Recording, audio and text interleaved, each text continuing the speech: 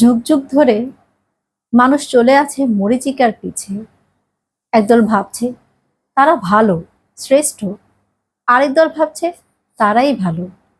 আর এরা একে অপরকে দোষারোপ করে আসছে। শুভ আর অশুভের লড়াই চলে আসছে, চলতেই থাকবে যতদিন না এই দুনিয়া তার শেষ সময়ে পৌঁছে। আসসালামু আলাইকুম এভরিওয়ান, কেমন আছেন আপনারা সবাই? আশা করি অনেক ভালো আছেন। Welcome to my channel Disha's diary. আবারও ফিরে এলাম আপনাদের মাঝে আরও একটি নতুন বুক রিভিউ ভিডিও নিয়ে। আর আজ আমি যে বইটি রিভিউ দেবো সেটি হচ্ছে একটি ফ্যান্টাসি মিথোলজিক্যাল থ্রিলার। বইটির নাম হচ্ছে তৃতীয়া সর্পাবতার, তৃতীয় ডুয়োলজির দ্বিতীয় বই। লেখক তানজিদ রহমান, প্রথম প্রকাশ বইমেলা 2025, প্রকাশনী নয়া উদ্যোগ, প্রচ্ছদ পরাগহিত, পৃষ্ঠা সংখ্যা 176 পৃষ্ঠা, মুদ্রিত মূল্য 400 টাকা, আর জনরা হচ্ছে ফ্যান্টাসি মিথোলজিক্যাল থ্রিলার। তো প্রথমেই আমি বইটির ফ্ল্যাপ থেকে কাহিনী সংক্ষিপ্তটুকু পড়ে শোনাচ্ছি। মিশরীয় পণ্ডিত হাশিম আব্বাসকে সাহায্য করতে গিয়ে নিজের অজান্তেই এক মরণজালে ফেসে যাচ্ছেন তার প্রিয় ছাত্র প্রফেসর ইকবাল। কিন্তু পিছু হটার কোনো পথ নেই। ধীরে ধীরে ঘনীভূত হচ্ছে এক চরম দুর্ভোগ আর দুঃসময়ের আধার। 3200 খ্রিস্টপূর্বাব্দে অখণ্ড মিশরের দ্বিতীয় সম্রাটের হাত ধরে শুরু হওয়া ঘটনাক্রমের বলি হতে চলেছে লক্ষ কোটি মানুষ। আড়াল থেকে কলকাঠি নেড়ে চলা একদল নিষ্ঠুর উম্মাদ সহস্রাব্দের ঘুম ভাঙিয়ে ঢাকা শহরের বুকে জাগিয়ে তুলেছে প্রাচীন মিশরের সর্পদেবী রেনেন উতেতকে। মাআতকে সে তুলে দেবে সর্পাবতারের হাতে। কিন্তু কোথায় সে? কে হবে তার প্রথম শিকার? নাকি ইতোমধ্যেই সর্বনাশ যা হবার হয়ে গেছে? রেজা কি পারবে তার আদরের ভাগ্নিকে বাঁচাতে? কি ক্ষমতা লুকিয়ে আছে 7 বছরের মেয়েটার মধ্যে? সাব ইন্সপেক্টর অমিত বুঝতে পারছে নিজের সামর্থ্যের সবটুকু দিয়েও হয়তো শেষ রক্ষা করতে পারবে না সে। কেউ বিশ্বাসই করবে না তার কথা।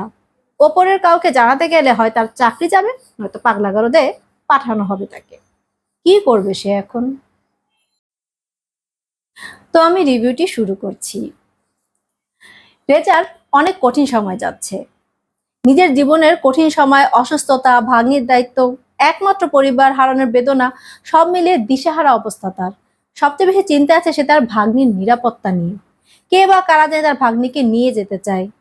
মানে এত সমস্যা যে কে কখন এসে তার ভাগ্নিকে, মানে এমন এমন সব ঘটনা ঘটছে, সব অদ্ভুত ঘটনা ঘটছে। নীরাকে নিয়ে আসার পর থেকে সে দেখছে যে নীরাকে নিয়ে টানাটানি পড়ে গেছে, মানে কে বা কারা জানে ওকে নিয়ে চলে যেতে চাচ্ছে, কিন্তু নিতে পারেনি এখনো।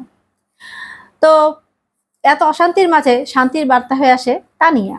তানিয়া নীরার সাথে ভালোই যাচ্ছিল তার সময়। মানে তানিয়া নামের একটা মেয়ের সাথে তার পরিচয় হয়। তাদের যে মানে সে যে বাসায় থাকে রেজা, সে বাসাতেই মানে সেও ভাড়াটিয়া থাকে, তার পাশের ফ্ল্যাটে আর কি ভাড়াটিয়া হিসেবে তানিয়া আসে। তো তানিয়ার সাথে তার ভালো একটা সম্পর্ক হয়। বদ্ধ এক কেবিনে বন্দী হয়ে জেরিনের জীবন এখন অসহায় সাধারণ মানুষের থেকে একটু আলাদাভাবে চিন্তা করে বলে মানুষ তাকে পাগল ভাবে। মানে জেরিন নামে যে একজন আছে, মানে সে এখন একদম অসহায় অবস্থায় আছে বদ্ধ কেবিনে। মানে সে একটু সাধারণ মানুষের থেকে একটু আলাদাভাবে চিন্তা করে। তো এটা হয় অনেক সময় যে আমাদের মানে এই সমাজে যারা একটু আলাদাভাবে চিন্তা করে না, তাদেরকে মানুষ একটু পাগলই ভাবে। অনেক সময় দেখা যায় যারা আলাদাভাবে চিন্তা করে তারা আসলে ভালো কিছু ভাবে, বা তারা একটু ক্রিয়েটিভ টাইপের মানুষ হয় বা ভালো কিছুই করে। কিন্তু মানুষ, বিজ্ঞানীদেরকে অনেক মানুষ প্রথমে পাগলই ভেবেছিল, কিন্তু পরে তো দেখা গেছে তারা ভালো কিছুই করেছে। তো সেজন্য সে আজ মানসিক হাসপাতালে, যেহেতু সবাই তাকে পাগল ভাবে, তাই তাকে এখন মানসিক হাসপাতালে থাকতে হচ্ছে। সাধারণ ব্যাপারের মধ্যে অবিশ্বাস্য কিছু ব্যাপার সে দেখতে পেয়েছিল, তাই আজ তার এই অবস্থা। ইকবাল তার স্যারের রেখে যাওয়া নোটগুলো পড়ে বিস্মিত হচ্ছে। মিথের ব্যাপারে অনেক জ্ঞান থাকার পরেও নোটের লেখাগুলো বিশ্বাস করতে তার কষ্ট হচ্ছে। তা তার মধ্যে আবার একদল লোক তাকে আবার হুমকি দিয়ে যাচ্ছে। কেন তাকে হুমকি দিচ্ছে সেটাও সে বুঝতে পারছে না। আসলে হুমকি তো দিচ্ছে কারণ অ্যাকচুয়ালি তার স্যার অনেক কিছু জানতো। হ্যাঁ, সেজন্যই তো আসলে মানে এখন সেও সেটা জেনে যাচ্ছে। সেজন্যই অ্যাকচুয়ালি তাকে হুমকি দিয়ে যাচ্ছে। কারণ যদি সে বুঝে ফেলে যে অ্যাকচুয়ালি মানে কি ঘটনা ঘটছে, তাহলে তো তাদের জন্য সমস্যা হয়ে দাঁড়াবে। যারা মানে এত কিছু করছে, মানে এত বড় একটা সংগঠন এত কিছু করছে, অবশ্যই তাদের একটা বড় কোনো কারণ আছে এইসব করার পিছনে। তো তারা তো ছেড়ে দেবে না সহজে কাউকে। তাদের পথে যেই বাধা হয়ে দাঁড়াবে তাকে তো তারা চাইবে যে সরিয়ে দিতে। তা হুট করে এক সকালে রেজা দেখলো তার ভাগ্নি নীরা ঘরে নেই, সাথে তানিয়ারও কোনো খবর নেই। চিন্তায় পড়ে যায় সে। দ্রুত যোগাযোগ করে অফিসার অমিতের সাথে। মানে এত খেয়াল রাখার পরও কিন্তু নীরা হারিয়ে যায় এবং সাথে সাথে তানিয়াকেও খুঁজে পাওয়া যাচ্ছিল না। তো নীরা হচ্ছে হাজার বছরের অপেক্ষার ফল। চূড়ান্ত সাধনা সফল হওয়ার জন্য তাকে দরকার। এই বিশাল আয়োজনের অন্যতম আয়োজন হচ্ছে স্বয়ং দেবী রেনেনুত। রেনেনুত আর এই নীরা। নীরা মানে নীরার জন্য আসলে এত বছর ওয়েট করা হয়েছে। এই যে মা হাতের পাত্রের কথা যে বললাম, যে ৫,০০০ বছর আগের, যেটা প্রথম মানে বইটার প্রথম পার্টে আমি বলেছিলাম, রিভিউতে বলেছিলাম যে ৫,০০০ বছর আগে মানে ওটা চুরি হয়ে গেছে, তারপরে কি হয়েছিল। কিন্তু এই ৫,০০০ বছর পরে সে তাদের আর কি যেটা তারা করতে চেয়েছিল সেই জিনিসটা আর কি এখন করবে, মানে তাদের বংশধারা। ৫,০০০ বছর আগে যে মানে ছিল, যে ফারাও ছিল, সে নিশ্চয়ই বেঁচে নেই, তার বংশধররা তো আছে, মানে তারাই হয়তো মানে একটা চালিয়ে গেছে তাদের একটা সংগঠন, সেটাই আর কি ৫,০০০ বছর পরে এসে এখন তারা তাদের মানে যে অভিষ্ট লক্ষ্য, সেই অভিষ্ট লক্ষ্য অর্জনের চেষ্টা চালাচ্ছে। তো জুলকার যথেষ্ট ক্ষমতাবান হওয়া সত্ত্বেও কি বারবার তার মনোযোগ, মানে কি জানি একটা তার বারবার তার মনোযোগ কেড়ে নিচ্ছে, যে কি একটা জানি সে দেখছে, মানে সে বুঝতে পারছে না যে আমি তো অ্যাকচুয়ালি মানে ওই ওদের দলেরই, মানে যারা আসলে যজ্ঞটা করতে যাচ্ছে, মানে যারা নীরাকে দিয়ে মানে একটা কিছু করতে চাচ্ছে, ক্ষমতা হাসিল করতে চাচ্ছে, তাদের দলেরই। কিন্তু কি জানি মানে কি জানি তার মনে হচ্ছে বারবার তাকে বাধা দিচ্ছে বা তাকে থামাতে চাচ্ছে, এরকম একটা কিছু। তো রেজাও তার ভাগ্নিকে খুঁজে পাওয়ার জন্য মরিয়া হয়ে ঘুরছে। ওদিকে অমিত তার সাধ্যের বাইরে গিয়ে চেষ্টা করছে, আর অন্যদিকে গোপন স্থানে বেদি তৈরি হচ্ছে, যেখানে অবসান হবে হাজার বছরের অপেক্ষার। হাজার বছরের অপেক্ষার অবসান করার জন্য বেদি তৈরি হচ্ছে, মানে হচ্ছে দেবী আসছে, দেবী এসেছে, এবং একটা অবশ্যই একটা যজ্ঞ হবে, কিছু একটা তো হবে, যে কারণে এই বেদি তৈরি করা লেগেছে।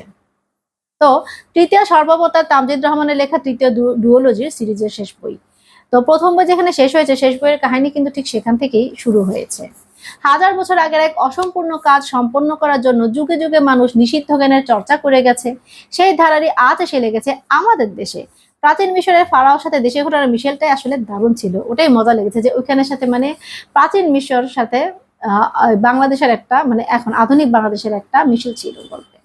তো উপন্যাসের লেখক যেমন কিছু মরিয়া মানুষের খারাপ কাজের ফল দেখিয়েছেন, তেমনি ভালো শক্তি কোনো অতিপ্রাকৃত ক্ষমতাচারী ইচ্ছা শক্তির জোরে যে কত অসাধ্য সাধন করতে পারেন তাও ফুটিয়ে তুলেছেন। তবে শেষটা অনেক ড্রামাটিক ছিল উপন্যাসের, কিছু কিছু ব্যাপারে মেনে নিতে আমার কষ্টই লেগেছে, কারণ সেটা অনেক বেদনা মিশ্রিত ছিল, যেটা সত্যি কথা। শেষের লাস্টটা মানে আমার কাছে খুব খারাপ লেগেছে জিনিসটা। তো নৃশংসতার সাথে ভৌতিক আবহ ছিল, মানে আসলে নৃশংসতাও ছিল এবং ভৌতিক একটা আবহ ছিল ব্যাপারটার মধ্যে। আর ছিল অ্যাকশন দৃশ্য, হ্যাঁ অনেক অ্যাকশন ছিল, এটা ভালো লেগেছে শেষে দিয়ে। আর যে কারণে বইটি কোনো বিরক্তি ছাড়াই আসলে আমি আগ্রহ নিয়ে মানে পড়তে পেরেছি, বা আপনারাও আমার মনে হয় সেটা আগ্রহ নিয়ে পড়তে পারবেন। তবে হ্যাঁ, বইটির কিছু কিছু জিনিস আমার কাছে আসলে মানে অসমাপ্ত লেগেছে। আমার মনে হয়েছে কি যে জিনিসগুলি কেন মানে ক্লিয়ার হলো না। যেমন এখানে যেমন নীরার রক্তধারাটা যে দেখানো হয়েছে, যে নীরা আসলে কে? মানে এখানে দেখানো হয়েছিল যে ৫,০০০ বছর আগে মিশরের ফারাও যখন ছিল একজন, মানে সে যখন একটা শক্তি অর্জন করতে চাচ্ছিল মাআতের পাত্র দিয়ে, তখন নাকি মাআতের পাত্র ভারতবর্ষের একজন চোরই, কারণ চুরি করে যেহেতু পালিয়েছে, সেটা চুরি করে নাকি পালিয়েছিল। এখন ও কেউ চোরের বংশধর কেউ, বা কে বা কি চুরি করেছে, মানে ভারতের যেই চুরি করে থাকুক, ভারতের একজন চুরি করেছে বলছে, মানে ভাই সেটা কে? তার রক্তধারা সম্পর্কে তো কোনো মানে বর্ণনাই আসেনি। বইটা ছোট, যেমন প্রথম বইটা ছিল ১২৮ পৃষ্ঠা, পরের বইটা ছিল ১৭৮ পৃষ্ঠা, মানে সবকিছু মিলে ৩০০+ পৃষ্ঠার বই। তো এই বই তো একটা, আমার মনে হয় যে একটা বইয়ের মধ্যে এই কাহিনী শেষ করে দেওয়া যায়। হ্যাঁ, সেটার জন্য মানে ২টা বই লাগে না অ্যাকচুয়ালি, যেটা সত্যি আমার মনে হয়েছে। আর সবচেয়ে বড় কথা যে এখানে মানে এই জিনিসটা কেন ক্লিয়ার হলো না, মানে সে আসলে কে, এটা সম্পর্কে তো আমার মনে হয় একটু বেশি ধারণা দেওয়া উচিত ছিল। কারণ নীরা আসলে কে, ওই চোরটা কে ছিল, হ্যাঁ সেটাই তো বুঝলাম না। আর সবচেয়ে বড় কথা কি, ৫,০০০ বছর আগের যে কাহিনীটা, সেটা আমার মনে হয় একটু বিস্তৃত আলোচনা করা উচিত ছিল। শুধুমাত্র প্রথম বইয়ের প্রথম দিকেই না ওই ঘটনার উল্লেখটা আছে, ৫,০০০ বছর আগের ঘটনাটার। হ্যাঁ, এরপরে আর ওই ঘটনাটা আসেইনি। তা ও আমার মনে হয় কি, যদি ওই ঘটনাটা আরো বাড়িয়ে বলতো, তাহলে ওইটাও আমরা বুঝতাম যে অ্যাকচুয়ালি যে ভবিষ্যৎবাণীটা করা হয়েছে, যে কি ভবিষ্যৎবাণী, কি হবে, কিছুরই উল্লেখ নেই। হ্যাঁ, তো আমি বুঝলাম না, হয়তো কোনো শক্তি আসবে, ভালো কিছু হবে, ঠিক আছে, কিন্তু সেটার তো বর্ণনা দেওয়া উচিত ছিল। আর সবচেয়ে যে জিনিসটা আশ্চর্য, সেটা হচ্ছে নীরার বংশ পরিচয়ের কোনো খবর নেই। কে পালালো, কোথায় গেল, মানে কি হলো, এগুলির আমি একটা বর্ণনা আশা করেছিলাম। আমার মনে হয় সেটা থাকলে আরো ভালো হতো, বুঝতে সুবিধা হতো। কারণ জিনিসটা মনে হলো কি যে লেখক কাহিনী লিখেছেন, মজাই লেগেছে, কিন্তু অনেক কিছু তো উনি বর্ণনা করেননি। মানে ওনার মনে মনে হলো কি যে ইচ্ছা হয় না, বর্ণনা করলাম না, কিন্তু সেটা তো কেমন হয়ে গেল, আমি তো জিনিসটা বুঝলামই না কি হলো। পাঠক তো এখানেই আটকা খেয়ে যাবে যে কি ব্যাপার, কিছুই তো বুঝলাম না। হ্যাঁ, কিভাবে কি হলো? তারপর আবার শ্বেত জাদুর কথা বলা হয়েছে। শ্বেত জাদু, হ্যাঁ, ওটা ঠিক। ওটা হয়তো অতটা এখানে মানে বড় পরিসরে জায়গা পায়নি বা সেরকম কিছু দেখানো হয়নি। কিন্তু শ্বেত জাদুর কথা যেহেতু এসেছে, তো আমি ভেবেছিলাম যে শ্বেত জাদু নিয়ে যদি একটু বড় কিছু মানে আরো ভালো মতো কিছু আলোচনা করা হতো তাহলে ভালো হতো। তো আমার মনে হয়েছে কি যে এখানে বইটাতে অনেক জায়গায় না একটু কিছু কমতি আছে। মানে যে জিনিসগুলি আসলে কি মানে ক্লিয়ার করলে ভালো হতো। কারণ অনেক কিছুই আমরা মানে এই যে এটার জন্য অনেক কিছু বোঝা যায়। যেমন শেষে দিয়ে কি হলো? হ্যাঁ, মানে কেন একজন যেমন জুলকারের কাহিনীটা আমি বুঝিনি। মানে সে শেষে দিয়ে এমন হলো কেন? বা পরে কি হলো? এবং কাহিনীটা না একদম অসম্পূর্ণ রয়ে গেছে। হ্যাঁ, মানে আমি মনে করলাম যে আমার মনে হলো শেষে দিয়ে একটু অসম্পূর্ণ রয়ে গেছে। কাহিনী ঠিক আছে, মজা লেগেছে পড়তে এবং কাহিনী এমন না যে কিছুই বুঝিনি। কিন্তু এই যে কিছু, কিছু জিনিসের কারণে না মানে পুরোপুরি কাহিনীটা ক্লিয়ার হয়নি এবং আমার মনে হয় যে এই জিনিসগুলি নিয়ে যদি মানে লেখক আরো কিছু লিখতো তাহলে আমার মনে হয় যে কাহিনীটা আরো পড়তে আরো বেশি ভালো লাগতো। তো নিরাই বর আসলে একটা অন্যতম এক চরিত্র ছিল, কিন্তু বইয়ে তার উপস্থিতি খুব কম ছিল। এই জিনিসটা আমার কাছে খারাপ লেগেছে যে একটা প্রধান চরিত্র, তার উপস্থিতি কেন এত কম থাকবে? তার ব্যাপারে তো বেশি আলোচনা করা যেত। আর রেজা চরিত্রটা ভালো ছিল, জীবনে সব দিক থেকে মানে পরাজিত হওয়ার পরও সে তার দায়িত্ব পালনের জন্য কিন্তু নিজেকে উজাড় করে দিয়েছে। যে তার মানে আমার একমাত্র একটা ভাগ্নি আছে আর কেউ না, আমি সে আসলেই তার বেস্টটা দিয়েছে। আর জুলকার চরিত্রটা আমার কাছে অদ্ভুত লেগেছে। মানে গল্পের শেষে তার নাটকীয় পরিবর্তনটা কিন্তু চমকে দেওয়ার মতো ছিল। কিন্তু অনেক কিছু এখানেও মানে কিছু, কিছু খটকা আমার আছে। আর ইকবাল আর জেরিন চরিত্রকে আমার মনে হয়েছে যে আরেকটু গুরুত্ব দিলে ভালো হতো। কারণ জেরিনের চরিত্রটা না আমি আরেকটু বেশি আশা করেছিলাম। আসলে তারও একটা ভূমিকা ছিল। মানে এই যে ইয়াটা আছে না মানে যজ্ঞটা, কিন্তু তার ভূমিকাটা কি? মানে সে কিভাবে এখানে আসলো? মাহাতের পাত্র সেখানে তো যতদূর জানি মাহাতের পাত্র লাগবে মানে নীরার মধ্যে সেই জিনিসটা হয়তো কিছু ছিল একটা। হ্যাঁ, কিন্তু জেরিনের এখানে ভূমিকাটা কি? জেরিনের ভূমিকাটাই তো আসলো না। সে যজ্ঞে এসেছে মানে তাকে যজ্ঞে রেখেছে, তাকে দরকার। কিন্তু ওখানেও না আসলে ক্লিয়ার করা হয়নি যে কেন তাকে আনা হয়েছে। তার ব্যাপারে আসলে কাহিনী ছিল অনেক অল্প। মানে খানিকক্ষণের জন্য সে এসেছিল। এবং ইকবালেরও শেষ পর্যন্ত কি হলো সেটাও আসলে ক্লিয়ার ছিল না। আমার কাছে ক্লিয়ার লাগেনি। মানে মনে হলো কি হঠাৎ করে উধাও হয়ে গেল তার কাহিনীটা। একটা কিছু বলে তো নিবে মানে হুট করে উধাও হয়ে যায় এটা বুঝলাম না। তো তো আমার মনে হয় যে তবে বইয়ের মধ্যে মূল চরিত্র একদম মূল চরিত্র যেটা ছিল মানে সেটা হচ্ছে অমিত, মানে তাকে নায়ক হিসেবে দেখানো হয়েছে। কারণ পুলিশের নাম শুনলে না আমাদের মনে একটা নেগেটিভ চিন্তা আসে, বেশিরভাগ তো এই জিনিসটাই হয়। মানে বাস্তবিকেও হয় এবং দেখা যায় বইয়ের মধ্যে বেশিরভাগ সময় পুলিশ চরিত্রটাকে কিন্তু নেগেটিভই দেখানো হয়।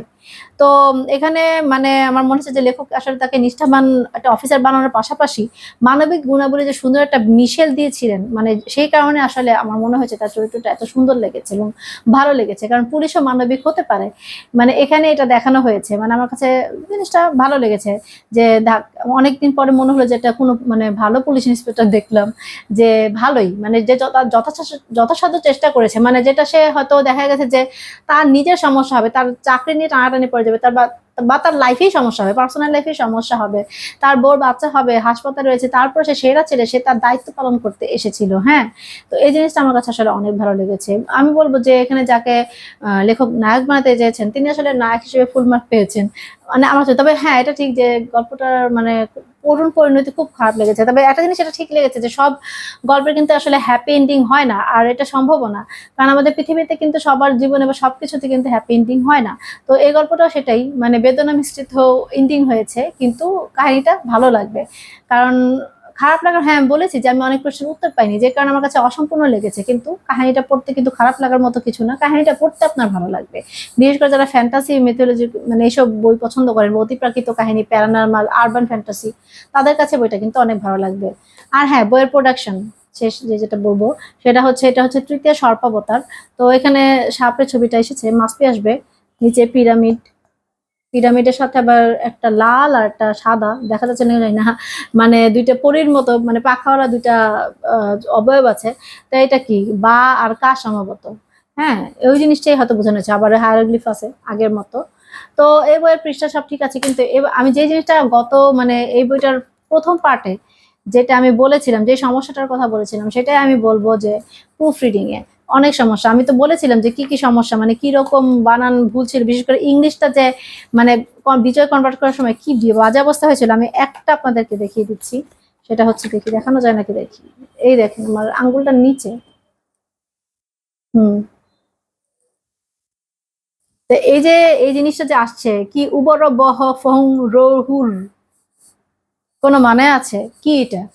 এটা কোনো মানে শব্দের মধ্যে পড়ে না, না বাংলা না ইংলিশ। এটা ইংলিশটা যখন মানে বাংলা করতে গেছে তখন এরকম হয়েছে কেন? আর যদি এরকম হয়ে থাকে তা এটা কি তারা মানে খেয়াল করেনি? এটা মানে একটা বই আমরা করলাম, একটা করে ছাপিয়ে দিলাম, সেটাতে কি হয়? আমি তো এই যে বুঝি না। এখানে মানে ইংলিশ প্রত্যেকটা শব্দ বোঝা হয়নি এবং কি ২ টা বইয়ের নামও এসেছে যে সেগুলো ইংলিশ বই ছিল সম্ভবত। ইংলিশ নাম দিয়েছে। হায়!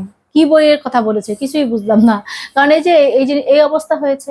তা আমার কাছে খুব খারাপ লেগেছে। ভাই ইংলিশটা তাহলে ইংলিশে না লিখে বাংলাতেই লিখতেন। হ্যাঁ, অন্তত বিজয় কনভার্ট করার সময় গ্যাঞ্জামটা তো হতো না। হ্যাঁ, মানে আমরা বুঝতাম। হ্যাঁ, কিন্তু এখন কি হয়েছে জিনিসটা আমি জানি না নয়া উদ্যোগের আসলে সমস্যা কি? তাদের প্রুফ রিডিং এ এত সমস্যা কেন? কেনই এত বানান ভুল হয়? কেনই চরিত্রের নাম চেঞ্জ হয়ে যায়?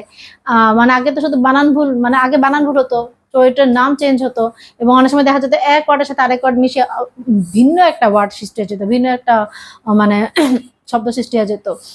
আর এখন তো ইংলিশটার কি অবস্থা হচ্ছে মানে কিছু বুঝতেই পারছি না যে কি লিখছিল এখানে। মানে এই যে পুরো বইটার মধ্যে কয়েকবার বেশ কয়েকবারই কিন্তু মানে ২ টা বইতেই মানে এরকম ইংলিশটা এসেছে এবং প্রত্যেকটা বারে এই অবস্থা হয়েছে। না বইয়ের নাম বুঝতে পেরেছি, না কি পড়েছে সেটা বুঝতে পেরেছি। তা এই জিনিসটার মানে তো উদ্ধার করতে আমি তো বুঝেই নাই আসলে কি বলছে, যেটা সত্যি কথা। কারণ ওইখানেই এটা শেষ হয়েছে। হ্যাঁ, কিছু জায়গায় হয়তো বোঝা গিয়েছে যে এর পরের যারা মানে একটা রিঅ্যাকশন দিয়েছে বা কিছু হয়েছে সেটা হয়তো বুঝলাম যে হয়তো এটা বলেছে। আন্দাজ করে নিয়েছি। কিন্তু সব তো বোঝা যায়নি। মানে কি বলল? কি হইছে আসলে? কি লিখছে? কিছুই বুঝলাম না। তাই এই জিনিসটা আসলে খুব বিরক্তিকর। আমি তো মানে ওদিনও বলেছি যে ১ম পাঠটার সময় এখনো বলছি যে 2nd এডিশন যত ঠিক আমি কি বলব? নয়াব দিকের প্রায় বেশিরভাগ বইয়ের সময় না আমার মানে এটা বলতে হয়। এটা কিন্তু আমার তাদের সাথে কিন্তু কোনো দুশ্মনী নেই। কারণ দুশ্মনী থাকলে তো আমি তাদের বইই পড়তাম না। এসব বইতে এমন না যে আমি কখনোই আমি সবসময় বলেছি যে আমি পেইড রিভিউ দেই না। আমি যেটা দেই আমার বই পড়ে যেটা মনে হয় আমি সেটাই বলি। আমি টাকার বিনিময়ে রিভিউ দেই না। আমি বই পড়ি নিজের টাকা দিয়ে বই কিনি এবং সেটার আ রিভিউ আমি নিজের আমার কাছে যেটা মনে হয় আমি সেটাই দিই। তো আমি যেটা বলেছি যে বাতিঘর বা নয়াদ্য সব হ্যাঁ, আমি প্রায় সব বই মানে গ্রন্থরাজ্য সবার বইতেই কম বেশি আমি মানে বানানের সমস্যাটা দেখি এবং কিন্তু নয়া উদ্যোগ আসলে মানে একদম সীমা অতিক্রম করে দিয়েছে। কারণ ইংলিশের এই অবস্থা দেখে মানে এই জিনিসটা আমি কোথাও দেখিনি। তো এই জিনিসটা আমার কাছে খুব খারাপ লেগেছে। আমি সবসময় বলি না যে চিরকুটের সাথে তোমার কোনো খাতির নেই। কিন্তু তারা তাদের প্রুফ রিডিং অনেক ভালো করেছে। তাদের সমস্যাটা মানে বলতে গেলে তাদের বইতে বানান ভুল অনেক কম থাকে এবং খুব শান্তিতে পড়া যায়। তো তাদের মতো কেন আপনারা সবাই হতে পারেন না? মানে তাদের মতো আমি হতে বলতেছি না। কিন্তু তাদের মতো যে তারা যে কাজটা করছে মানে ভুল করছে না। তারা যে তাদের বইয়ের ব্যাপারে মানে সিরিয়াস আমি জানি না তারা অনেক কিছুই খারাপ করে। যেমন পাঠকদের সাথে খারাপ ব্যবহার করে, একটা টাইম বলে সেটা আনে না। হ্যাঁ, এগুলি অনেক বড় সমস্যা। কিন্তু এটা কি সমস্যা না? এটা তো তার চেয়ে বড় সমস্যা। আপনি আনলেন হ্যাঁ, কিন্তু যখন পাঠক পড়তে গেল তখন সে শান্তিতে পড়তেই পারল না। বইয়ের অর্ধেক মানে বইয়ের অনেকখানি আমি কিছু বুঝিনি। এই ইংলিশ শব্দ ভেঙে যাওয়ার কারণে এবং উল্টাপাল্টা দেখা গেছে এক নামের জায়গায় আরেক নাম চলে আসছে। আমি বলি, "কি ব্যাপার? এটা এ করছে কিভাবে?" এমন জিনিসটা হয়েছে। তা এইটা হচ্ছে কি বই পড়তে গিয়ে দেখা যায় যদি আপনার ওইখানেই এত চিন্তা করতে হয় যে এটা আসলে কি? বা কি লিখেছে সেটাই আমি মানে ভেবে বাইর করতে পারছি না। হ্যাঁ, সেটাই আমি সময় মানে চিন্তা করছি। সেটাতে আমার অনেক সময় চলে গেল এবং এতে হয় কি পড়ার মধ্যে ব্যাঘাত ঘটে এবং বিরক্তি লাগে বই পড়তে। তো আমি আশা করি যে নয়ারদের আসলে ব্যাপারটা দেখবেন। আমি তাদের কোনো খারাপ দেখছি না। তাদের বইয়ের বাইন্ডিং ভালো, বইয়ের প্রচ্ছদ ভালো, বইয়ের পৃষ্ঠাও ভালো। কিন্তু লেখার মধ্যে যদি সমস্যা থাকে তাহলে এটাই তো বড় সমস্যা। মানুষ তো বইটা পড়তেই নেয়।